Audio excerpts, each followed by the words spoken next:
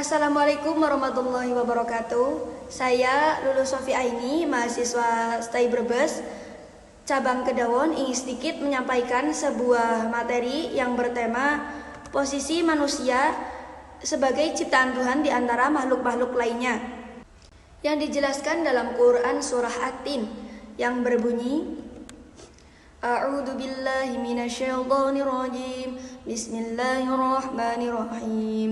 Wat-tini waz-zaitun wa turi sinin wa hadzal baladil amin. Laqad khalaqnal insana fi ahsani taqwim. Thumma radadnahu asfala safilin. Illal ladzina amanu wa 'amilus shalihati falahum ajrun ghairu mamnun. Fama yukadzibuka ba'du biddin, alaihissallahu biahkamil hakimin. Yang artinya, demi buah tin dan buah zaitun, demi gunung Sinai, dan demi negeri Makkah yang damai ini, sungguh kami telah menciptakan manusia dalam bentuk yang sebaik-baiknya. Kemudian kami kembalikan dia ke tempat yang serendah-rendahnya, kecuali orang-orang yang beriman dan mengerjakan kebajikan, maka mereka akan mendapat pahala yang tidak ada putus-putusnya. Maka apa yang menyebabkan mereka mendustakanmu tentang hari pembalasan setelah adanya keterangan-keterangan itu? Bukankah Allah hakim yang paling adil? Posisi manusia sebagai ciptaan Tuhan di antara makhluk-makhluk lainnya. Di sini dijelaskan pada surah At-Tin ayat 4 dan 5 yang artinya, sesungguhnya kami telah menciptakan manusia dalam bentuk yang sebaik-baiknya. Kemudian kami kembalikan dia ke tempat yang serendah-rendahnya. Dari ayat ini tampak bagaimana perhatian Allah dalam menciptakan manusia di dalam bentuk yang sebaik-baiknya. Memang Allah Subhanahu wa taala menciptakan segala sesuatu dengan sebaik-baiknya, tetapi dikhususkan penyebutan manusia di sini dan di tempat-tempat lain dalam Al-Quran dengan susunan yang sebaik-baiknya dan dengan keseimbangan yang sebaik-baiknya. Hal ini menunjukkan perhatian yang lebih dari Allah kepada makhluk yang bernama manusia.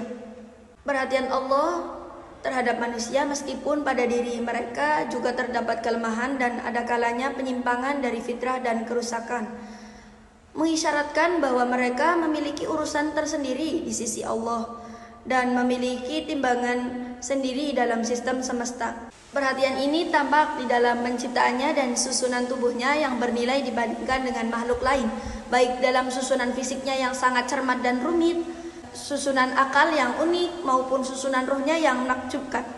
Kemudian pembicaraan di sini ditekankan pada khususiyah dan ruhiyahnya, karena ialah yang menjadikan jatuh ke tempat yang serendah-rendahnya ketika menyimpang dari fitrah dan menyelewang dari iman yang lurus.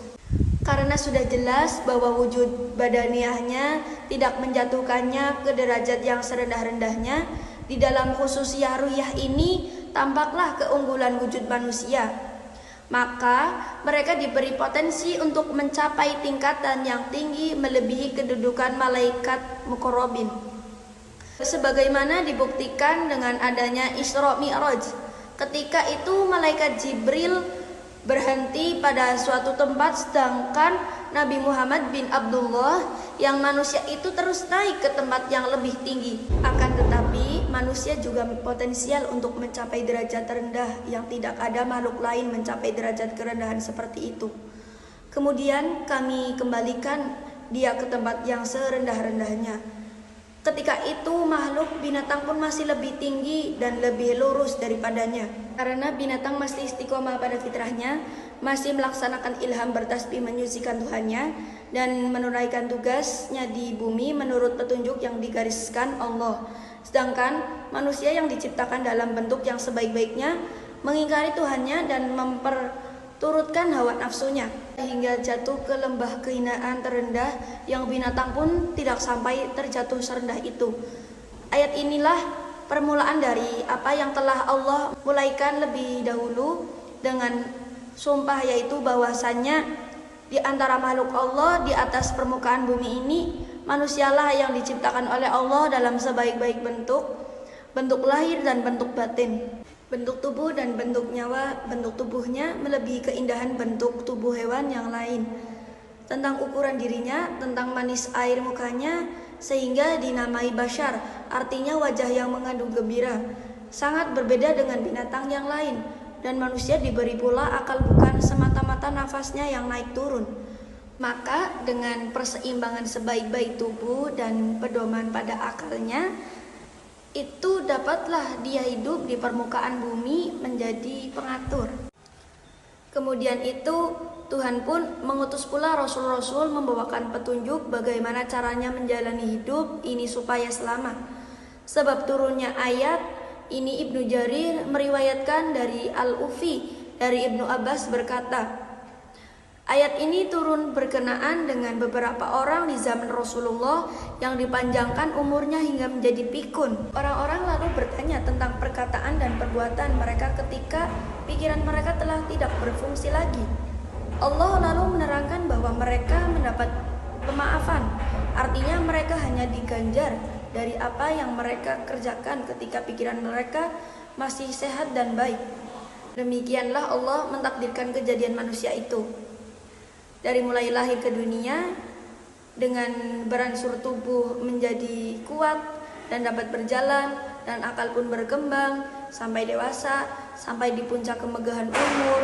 Kemudian itu beransur menurun badan tadi, beransurlah tua, beransur badan lemah dan pikiran mulai pula lemah, tenaga mulai berkurang sehingga mulai rontok gigi, rambut hitam berganti dengan uban, kulit yang tegang menjadi kendor, telinga pun beransur kurang pendengarannya, dan mulailah pelupa. Dan kalau umur itu masih panjang juga mulailah padam kekuatan akal itu sama sekali. Sehingga kembali seperti kanak-kanak, sudah minta belas kasihan anak cucu.